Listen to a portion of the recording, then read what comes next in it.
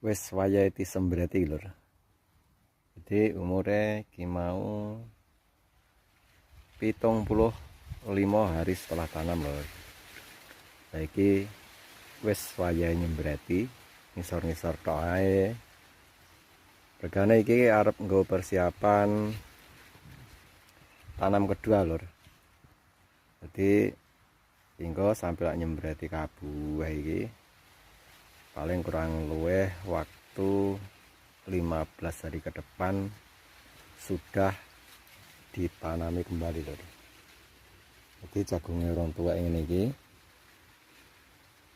terus entang ditanduri nah, soalnya ngiter banyudan lur.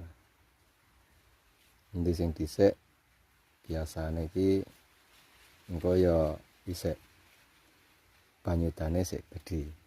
Dadi sik kesempatane cara apa kuwi lak ngarani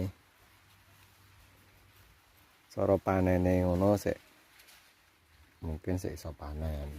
Kecuali lak wis keri-keri ngono biasane ke banyu rada wis mulai angel jagunge engko ora iso gedhe-gedhe. Ya lur, wontane tetap semangat belajar tani. Just